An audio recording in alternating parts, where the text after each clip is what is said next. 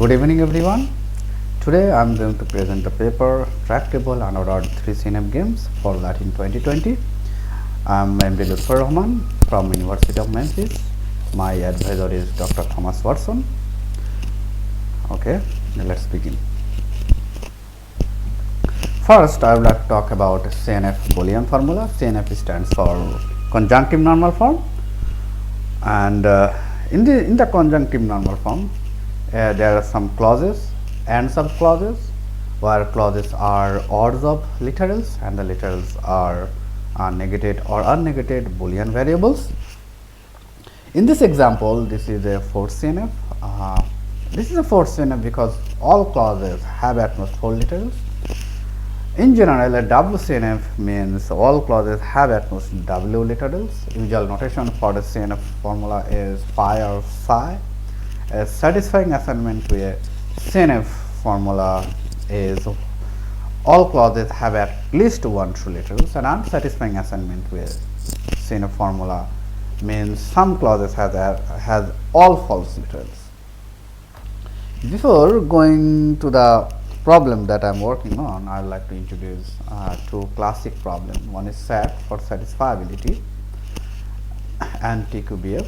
So in satisfiability, the input is a CNF formula phi and output is phi. Does phi has a satisfying assignment or not? This problem is NP complete. In fact, the first NP complete problem, and it is very unlikely to have a polynomial time algorithm. And the second problem is TQBF. TQBF stands for true quantified Boolean formula. The input is a CNF formula phi and its variables, set of variables, and the output is whether there exists a value of x0 for all values of x1, then there exists a value of x2 dot, dot, dot, all the way to the last variable phi is satisfied or not. So this problem is p-space complete and it is a lot harder than NP complete problem. Interestingly, TQBA problem can be considered as a 2-person game, and games like Go, Super Mario Bros, Zelda, Checkers, Solitaire are computational equivalent as TQBF. Alright, so we focus on the problem TQBF, and we considered that this TQBF problem can be interpreted as a 2-person game. So let's take a look at the game version of TQBF. How we can consider a game. Okay, suppose we have a Boolean formula, CNF Boolean formula in the middle, and we have 2 players, player T and player F. Player T wants the formula true and player F wants the formula false. And the game rule is at the beginning of the game, it is player T's turn. Player T will have to assign a value to x0. Then it is player F's turn. Player F will have to assign a value to x1, and alternatively they take a turn and assign a value to variables in a predetermined order. This predetermined order is very important here.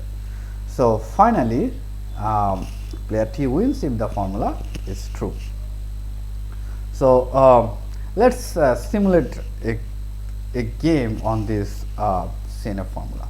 Let's see what happens. Player T wins or player F wins. So at the beginning of the game, it is player T's turn to assign a value to x0. Suppose at the beginning, player T assigns x0 equal to 1. Now the clause enclosed by green dotted line is now satisfied because it has 1 true literals. So now it is player F's turn. Player will have to assign a value to x1. Suppose player F assigns x1 equal to 0. Now it is player T's turn. Player T will have to assign a value to x2. Suppose player T assigns x2 equal to 0, and that satisfies the last clause. Alright, now it is player F's turn. Player will have to assign a value to x3. Suppose player F assigns x3 equal to 0. Now it is player T's turn. Player T will have to play x4. So suppose player T plays x4 equal to 1, and that satisfies all the clauses in the formula. Now it is player F's turn to assign a value to x5, but it doesn't matter what what value x5 has, because all the clauses are already satisfied and T already won the game. Alright. So, now the question is, given a CNF Boolean formula, who has a winning strategy and how computationally hard it is to decide who. So, we already know that this problem is p-space complete problem. So, if you take a look at that description of TQBF, the description looks like there exists some value of x0 for all values of x1, there exists a value of x2 for all values of x3. So, there exists quantifier represents T's move, and for all quantified moves represent F's move and strategy. Alright, we study the unordered CNF game, that is the same problem, but the predetermined order is not present here. That is, there is a CNF formula in the middle, we have two players, player T and player F as before, but the game rule is player at the beginning it is player T's turn, player T can pick any of the remaining variable and assign a value, then player F can pick any of the remaining unplayed variable and so on. So, finally T wins if the formula is true. So, let us simulate a game on this particular CNF formula. So, it is player T's turn. Suppose player T plays x0 equal to 1, player T could have played any of the variables from x0 to x5, but suppose player T plays x0 equal to 1, now it is player F's turn. Player F can play any of the remaining variables, that is x1 to x5. Suppose player F plays x3 equal to 0, now it is player T's turn. Player T can play any of the remaining variable. Suppose player T plays x5 equal to 1, that satisfies the second clause. Now it is player F's turn.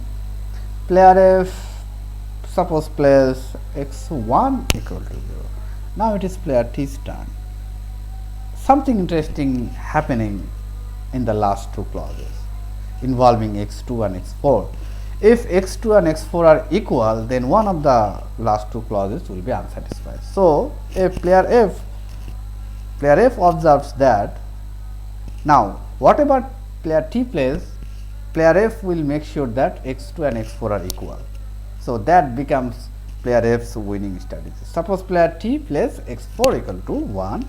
Now, player F can make x2 equal to x4 and the last clause becomes unsatisfied. So, in this particular game player F wins.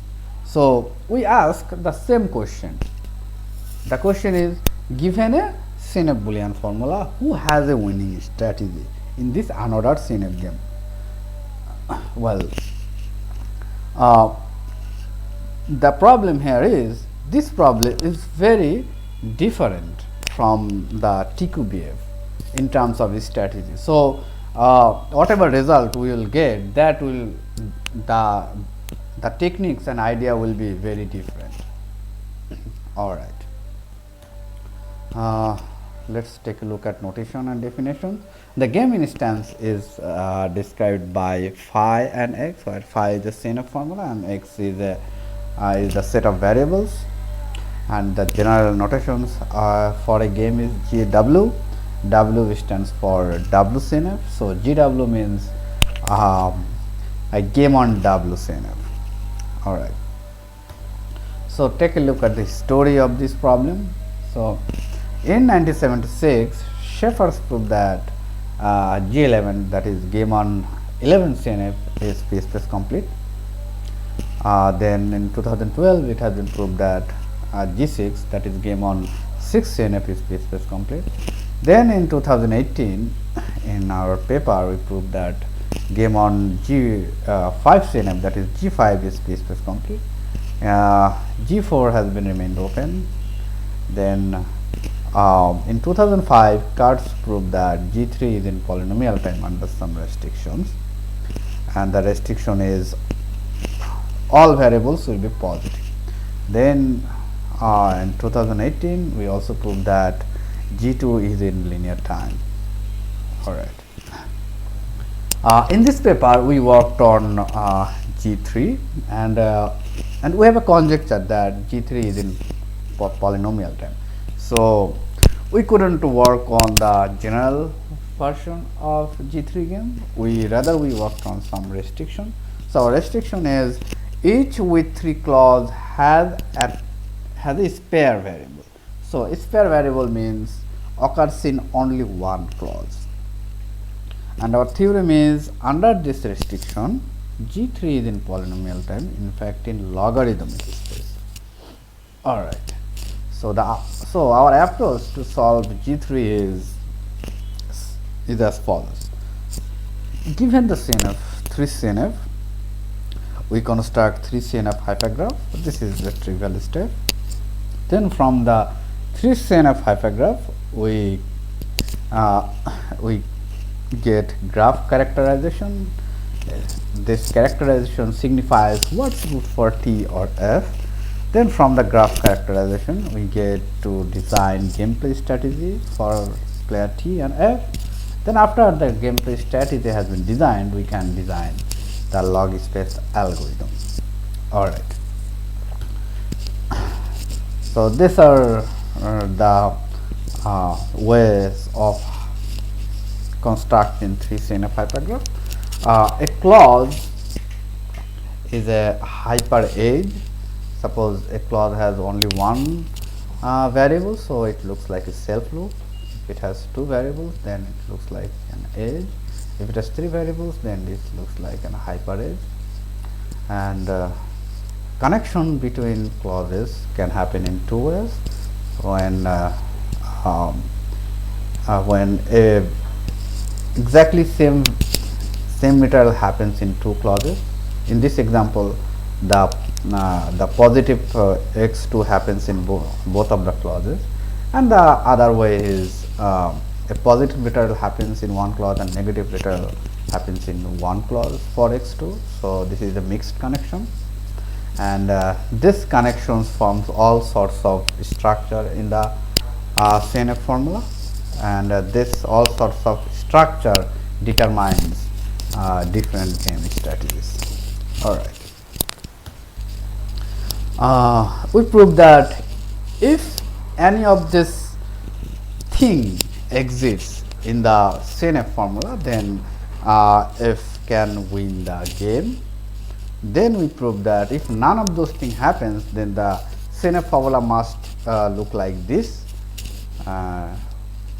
When CNF formula looks like this, we know how to win as player T.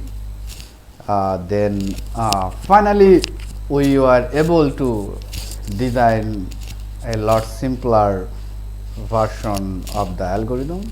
The idea is brute force the first 3 rounds and check if a Mandrake exists in the residual graph. So a Mandrake is a thing, a special kind of series of connection in the CNF formula that determines F's winning strategy. So if Mandrake exists, F wins, otherwise T wins. So we call this Mandrake because it somewhat looks like a chain of things that ended with 2 other things. So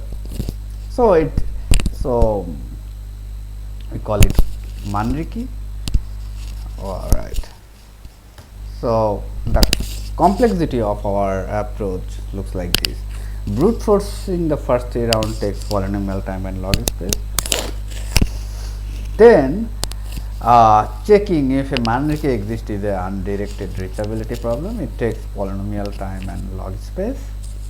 In our algorithm is finally polynomial time and log space. Alright. Now let's take a look at a game on Mandrake and how F can win in a game of Mandrake.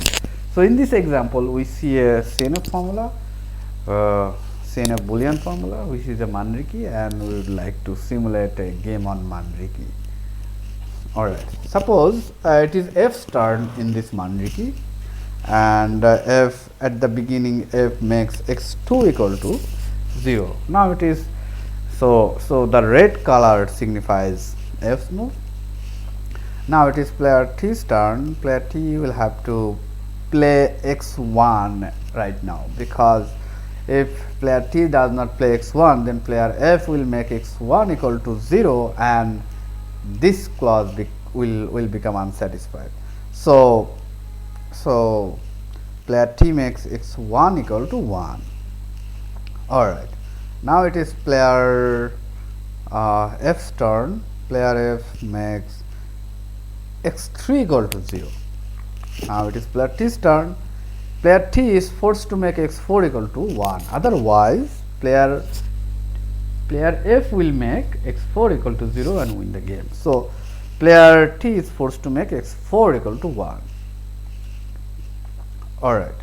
Now, since x4 happened as a negative literal on the right side of this clause, so in this clause it gets a 0 literal. Now it is player F's turn. Player F makes x6 equal to 0. Now it is player T's turn. Player T is forced to make x5 equal to 1. Otherwise, player F will make x5 equal to 0 and win the game. So player T is forced to make x5 equal to 1. Now it is player T's turn.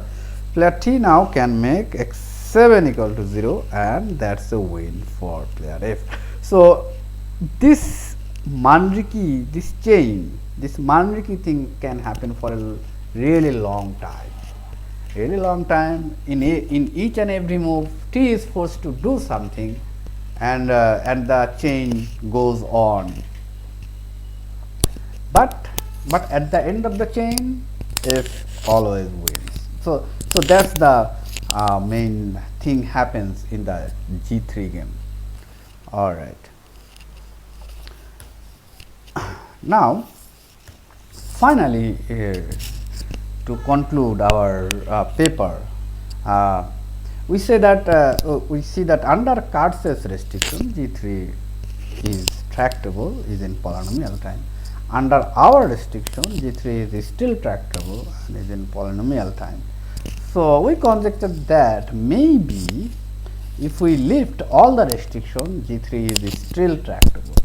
So our paper is advanced towards this general G3 game, and it is